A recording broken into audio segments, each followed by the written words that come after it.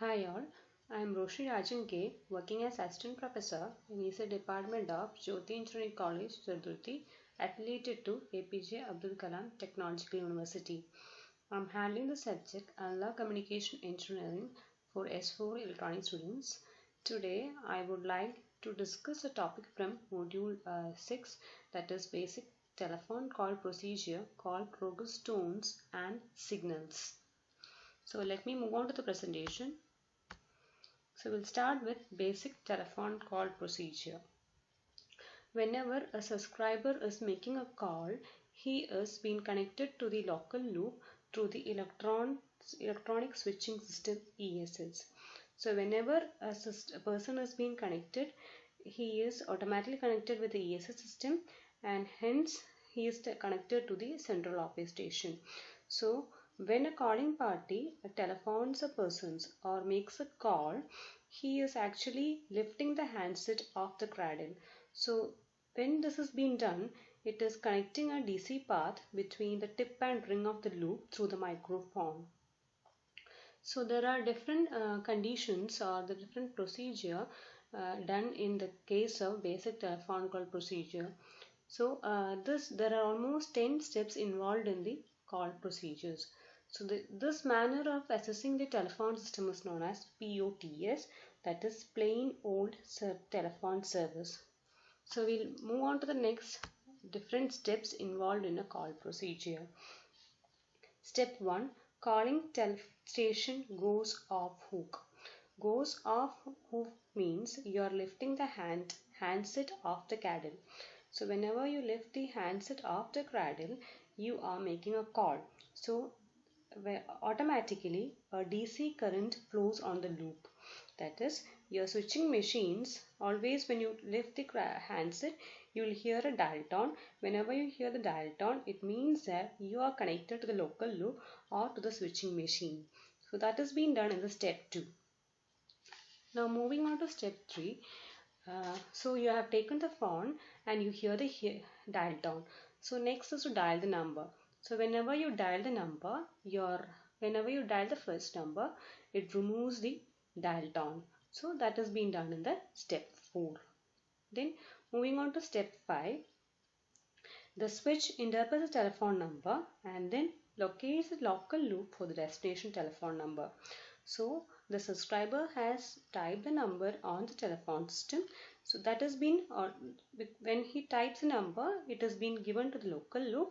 So the local loop detects the number and it searches for the locations, whether the destination number exists or not. That is, the switch interprets the telephone number and it locates local loop for the destination telephone number. Maybe the destination telephone number have different local loop, so the call has to be connected to the destination number through a particular local loop. That is being checked by the station. That is done in the step 5. Now this shows a figure of the telephone call procedure. You are having a called telephone party and calling telephone party.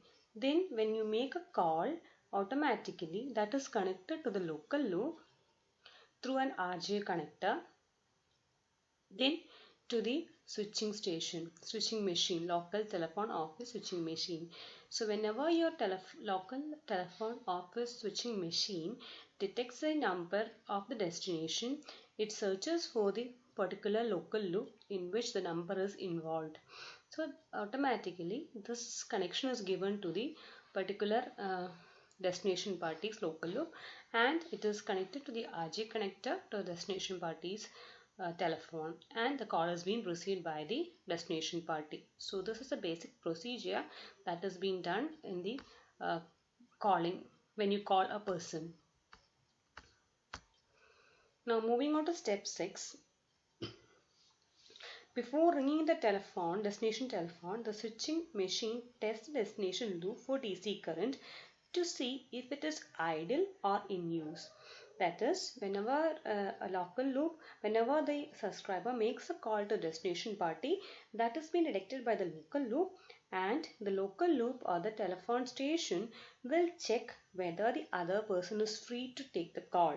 That is whether he is in on hook or off hook.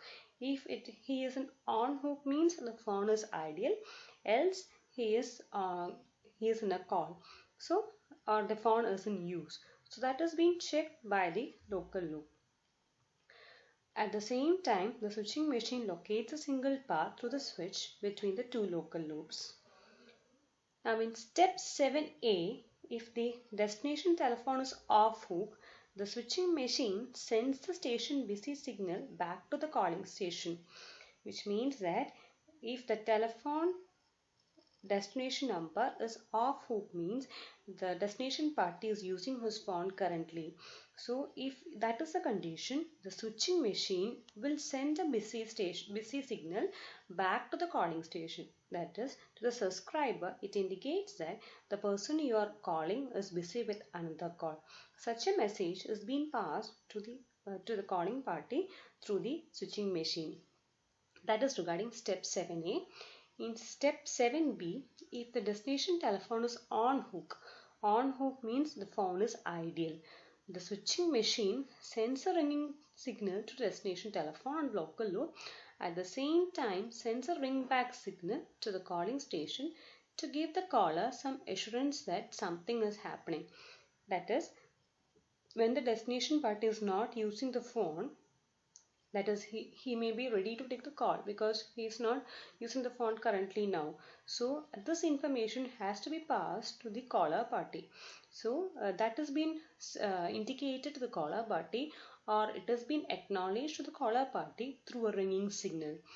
When you make a call, you can hear the other when you call a person, you will hear the ringing bell, which indicates that the phone is ideal and maybe the subscriber or the destination party may receive the call.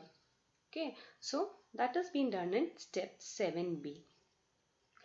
Now in step 8, whenever the destination answers a telephone, it completes a loop causing a DC current to flow.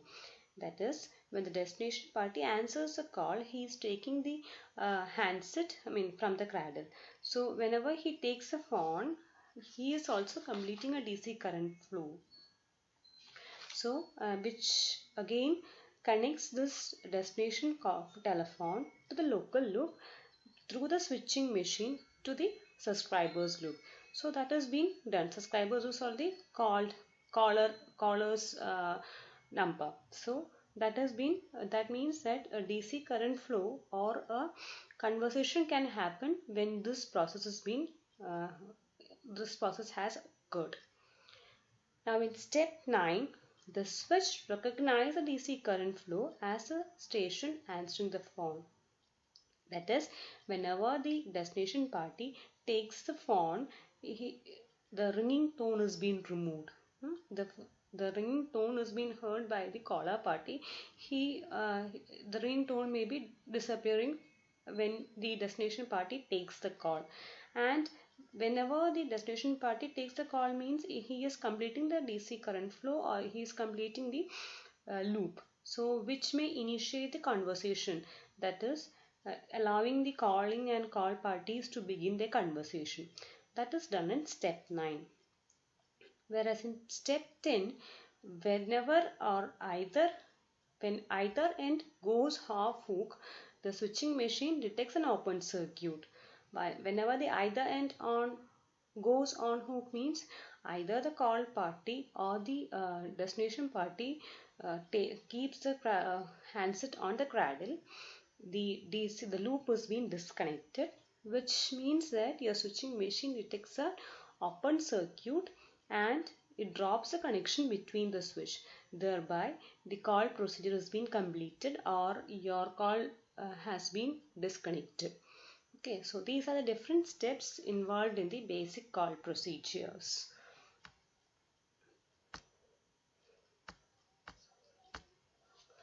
Now we'll see the different call progress tones and signals related with the telephone set. So there are different call progress tones and signals which may indicate acknowledgement or a status signal to ensure that the process necessary to set up and terminate a telephone call are completed in an orderly and timely manner. That is, it is just an awareness or an assurance, or it can be considered as an intimation to the called party and the destination party to know what is the current condition of the call that has been started. So there are different terms related with the call tones and call progress tones and call signals. So we'll classify the signaling as two main categories. One is called as a station signaling and other is called as inter-office signaling. Now, station signaling, it merely means the exchange of signaling messages over local loop between stations and telephone company switching machines, which means that this is an exchange of information or an exchange of messages between the telephone, that is the operator, to the switching company. That is, if I am calling or making a call, so whatever call is being made, that is being connected to the telephone switching company. So such an exchange of messages or such an exchange of information is generally termed as the station signaling. Whereas the inter-office signaling is the exchange of signals, messages between the switching machines. That is, in the main switching centers, there are needs for communicating. So that the inter-offices may be connected together to exchange the signaling messages. So that purpose has been involved in the inter-office signaling. And again, there are different classifications for the signaling messages, which can be classified into four main categories. One is called as alerting, second is supervising, third is controlling, and fourth is addressing. Now, supervising signals, it provides all status information such as busy or ring back signal. That is, it entirely supervises what is the condition of the destination party, whether he is able to take the call or whether he is busy with the call, or whether if he is busy with the call means he will get a busy signal, else he will get a call after some time, something like that will be intimated. So that is being informed by the supervising signals. Next comes the controlling signal. This provides information in the form of announcements. That is, these are basically used for giving the important announcements to the caller. Suppose a person has changed his number, he has moved to some other place and disconnected his the old number, which means that such information has to be given to the caller, like the number changed to another number. Maybe he is not using the phone for a longer time, and maybe it is out of service. So that has to be intimated. So such messages or informations are given to the caller party by the controlling signal. Whereas addressing signals, it provides routing information such as calling and call numbers. That is, it gives a complete history, whatever numbers you have called, whatever incoming calls and outgoing calls has currently happened in your telephone. So such informations, complete details which provides the routing informations, are addressed by the addressing signals. Now, beyond all this, you are having different essential call procedures or the essential call progress signals such as dial tone, dual tone, multi-frequency tones, dial pulse, station busy, ringing, ring back, receiver on hook, and receiver off hook. So the table shows the call progress tone summary, where the tone and signals and the frequency and the duration and the ranges are given. So this is a brief summary of the different tones and regarding the frequency and duration ranges. So next is dial tone. Dial tone is very familiar to everyone. It is an audible signal which is comprised of two frequency, 350 Hz and 440 Hz. So this is heard whenever you take the phone or whenever you lift up the handset of the cradle. So a dial tone has been received if your phone is in working condition. This ensures that whenever you hear a dial tone, it ensures that your phone is being connected with the electronic switching machine and your phone is ready for a call. So that is the indication for the dial tone. And whenever a subscriber hears the dial tone, he starts to dial the number.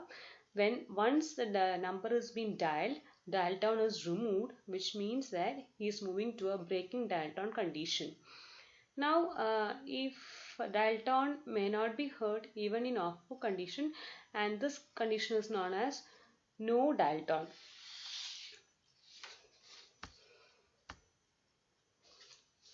Next is station busy.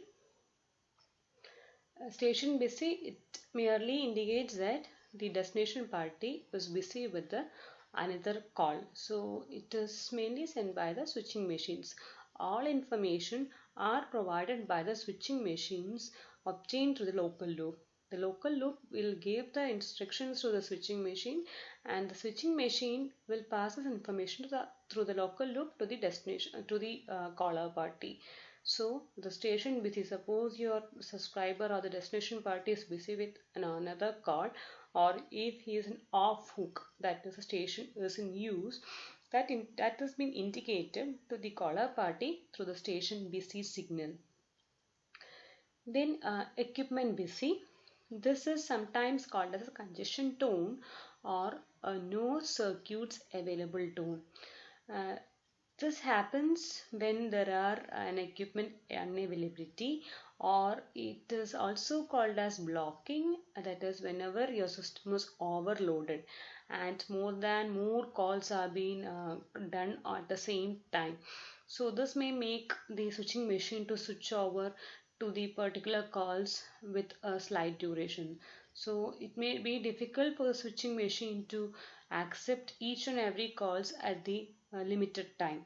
So at this times your system may indicate an equipment busy, that is at a particular time more than one calls or more than 4-5 calls may be on a queue, so your equipment may not be free to accept all the calls such that it has to connect to the local loop to a destination party. So every information has to be passed through the switching machine to the local loop and to the destination party. So your switching machine should be free such that it is able to convey the information to the local loop to the destination party. So if that condition is not persist, it means that your system is an equipment busy condition.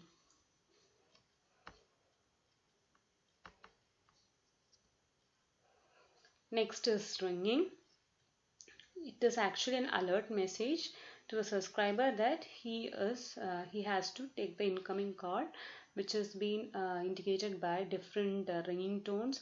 It can be nowadays we are having the ringtones as per our wish. You can select the different tones, it can be your favorite music.